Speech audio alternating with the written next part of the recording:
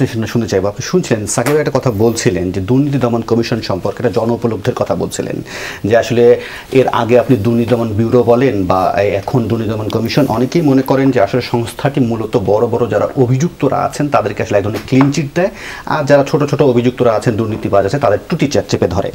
এখন প্রশ্ন হচ্ছে যে এই জন উপলব্ধিটাকে আসলে আমরা কি অতিমূল্যায়ন বলবো? না, অতিমূল্যায়ন বলা যাবে না। আসলে এর সত্যতা আছে। দুর্নীতি দমন কমিশনের এমন কোনো দৃষ্টান্তমূলক উদাহরণ তৈরি করতে পারে নাই যে কারণে মানুষ তাদের প্রতি আস্থা রাখবে।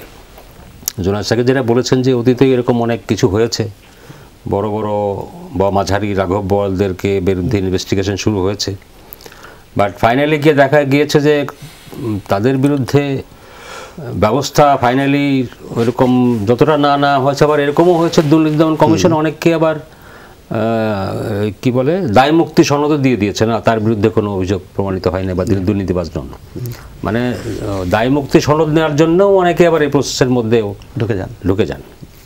সো আমাদের খুব বেশি যে আশাবাদী হতে পারি তা না।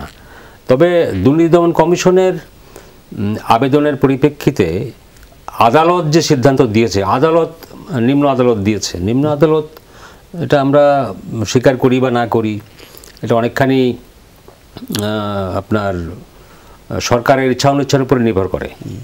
এটা কিন্তু ওপেন সিক্রেট। এটা কাউসার এখানে আছেন, তিনি আইনজীবী, তিনি ভালো জানেন।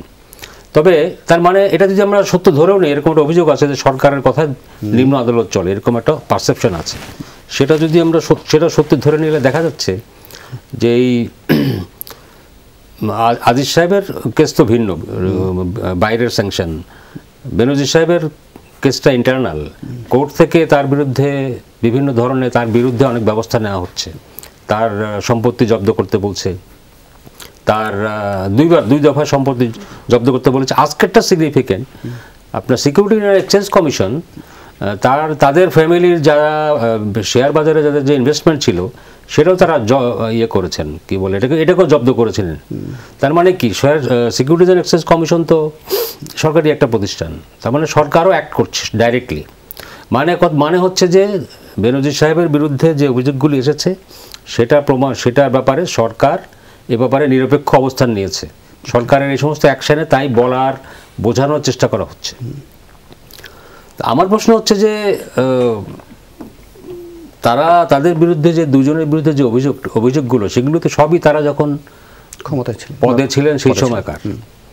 আজকে এখন এসে আমরা বেনজির সাহেবের বিরুদ্ধে কি বলবো যে তাকে ধরেন, তাকে মারেন, তার বিরুদ্ধে ব্যবস্থা নেন, সরকার এটাও ব্ল্যাঙ্ক চেক দিয়ে দিয়েছে অথরিটিকে। যখন তারা পদে ছিলেন তখন কি আমরা এই ধরনের কোনো কিছু ব্যবস্থা নিয়েছি? যদি সেটা নেওয়া হতো তাহলে তো আজকের এই পর্যায়ে আসতো বলে আমার কাছে মনে হয় না। তার মানে কি এখন বলতে পারি যে এই দুই গুরুত্বপূর্ণ ব্যক্তির প্রয়োজন কি ক্ষমতাসীনদের ফুরিয়ে গেছে? না, আমি বলছি যে ধরেন আজিজ সাহেবের কেসটা তো ভিন্ন। আজিজ সাহেবকে স্যাংশন দিয়েছে মার্কিন যুক্তরাষ্ট্র, এখানে সরকারের কোনো ব্যবস্থা নাই। সরকার কোনো ব্যবস্থা নিতে পারে, এখনো নিতে পারে, সেটা অর্থমন্ত্রী মাঝখান দিয়ে একটা কথা বলেছিলেন একদিন, 2-3 দিন আগে। প্রতিরক্ষা মন্ত্রণালয়ে কিছু ক্রয় সংক্রান্ত বিষয়ের কিছু অভিযোগ তো উঠেছে তার বিরুদ্ধে। তিনি রিটায়ার করলেও সেনাবাহিনী তার বিরুদ্ধে ব্যবস্থা নিতে পারে, এখনো পারে, এটা অর্থমন্ত্রী বলেছেন। আমি একটা কাগজে দেখলাম যে আমাদের যে ব্রিগেডিয়ার রিটায়ার্ড সাখাওয়াত সাহেব, যিনি আর্মিতে ছিলেন, তিনিও বলেছেন যে হ্যাঁ, এটা অর্থমন্ত্রী ঠিকই বলেছেন। আর্মি সেনাবাহিনী চাইলে জেনারেল আজিজের বিরুদ্ধে এখনো তাদের আইনে ব্যবস্থা নিতে পারে। তো সেটা নেবে কি নেবে না সেটা আমাদের দেখার জন্য অপেক্ষা করতে হবে। তবে আমি মনে করি যে অতীতে যাই হয়ে থাক না কেন, বেনজির সাহেবের ব্যাপারে সরকার যে এখন তার পক্ষ নিচ্ছে না, তাকে প্রোটেক্ট করার চেষ্টা করছে না, এটা একটা ভালো লক্ষণ, গুড সাইন।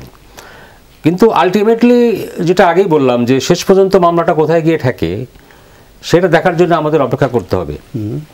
তবে আমার মনে হয় যে না, তার ব্যাপারে তার যে সমস্ত কাহিনী আমরা ইতিমধ্যে শুনেছি, তাতে এই জায়গাটায় আমরা একটা সুরাহা পাবো বলে মনে হয়। আর আপনি শুরুতে যে কথাটা বললেন যে আপনার আজকের শিরোনাম, সরকার বিব্রত কিনা এরকম একটা প্রশ্ন করলেন। আমি যেটা জিজ্ঞেস করেছিলাম আসলে যে সরকার এই বিষয়ে আসলে বিব্রত নয়, যেটা আওয়ামী লীগ সাধারণ সম্পাদকের ভাষ্য, যেটা আওয়ামী লীগ বলছে সরকারের দল সবসময় এই অ্যান্সারটা সব সরকারই দিয়ে থাকে যে না আমরা কোনো কিছুতেই সরকার কোনো কিছুতেই বিব্রত হয় না, মানে আকাশ ভেঙে পড়লেও সরকার বিব্রত হয় না। এটা বোধহয় সরকারে যারা থাকেন, এটা আওয়ামী লীগের বিষয় না, এটা জোনায়েদ সাকিরা কোনোদিন ক্ষমতায় গেলে তারাও বোধহয় একই দোষে দুষ্ট, মানে চেয়ারের দোষ আসলে এটা।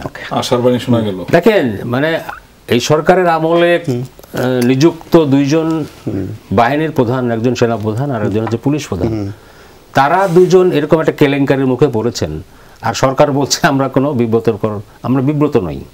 আর কবে বিব্রত হবেন তাইলে আপনারা?